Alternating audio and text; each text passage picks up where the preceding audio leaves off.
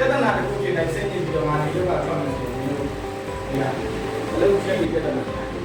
အလုပ်သိပြဿနာအဲ့ပြဿနာကိုဖြေရှင်းနိုင်မှာမဟုတ်ရှိရှောက်ပြ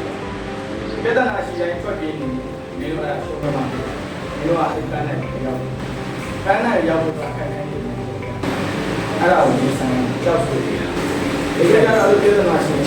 စိတ်ကြိုက်နေတယ်အားလုံးတော့ကြောက်တယ်စိတ်နေတယ်အဲ့ဆိုတော့ကျွန်တော်လုပ်ငန်းကိုဝင်တဲ့ခါကျရင်အဓိက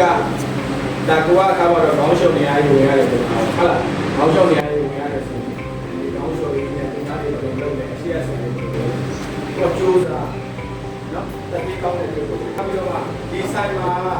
ဟုတ်လားဝင်တဲ့အုပ်ချုပ်မှုပိုင်းကိုနောက်ပြီးတော့ဒီဧည့်သည်တွေရောတယောက်ကဘယ်လိုဧည့်သည်အနေထားဘယ်လိုပုံစံလေးတွေကိုပို့ပြီးတော့ဘယ်လိုစကားမျိုးလေးကိုကြိုက်တယ်ကိုယ်သဘောကျတယ်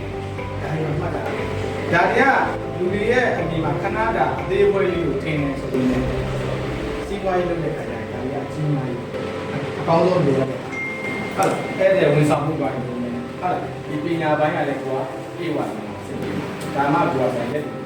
အဲ့ဆိုကိုကလည်းကောက်အလားအောင်နေတာဘဝရဲ့ဆရာတွေလုပ်တာတွေကိုအစိမ့်တစ်စိမ့်လေးကိုလည်းတန်းတန်းရွေးလေ့လာပြီးတော့မှတို့လုပ်လို့ကြည့်ပြီးတော့ဟောငါတနေ့ကျရင်အခုနေကောင်းချော့ဘဝရဲ့ဒီဆရာဟုတ်လားကျုံတော့ဘယ်လိုပြောကျုံတော့ဆရာကဘဝဟုတ်လားရတာဆိုတော့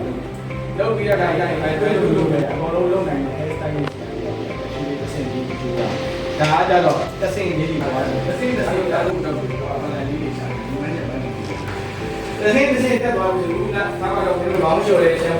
ညနာပြေးပြေးရဲ့ဘဝမှာဟုတ်လားဒါမှတော့လာတာနှစ်သိမ့်ပဲရတယ်နော်ဟုတ်လားပြေးရတော့လည်းဆိုင်နေတော့ဆိုင်နေတော့လည်းဟုတ်လားကျိုးလိုလေးကားလေးရတယ်ရှိတယ်။ဒါနဲ့လေးပဲရတယ်။အကျုံးတုံးဆရာကဆရာနာမနေရတယ်ဒီဘဝရောက်တယ်။ဟုတ်လား။အားမနာတာလေးလေးကောင်းပြီ။အားရပြီ။အားရပြီးတော့ hair style လေးကြောက်ဖြစ်သွားတယ်။အနည်းဆုံးပါပဲ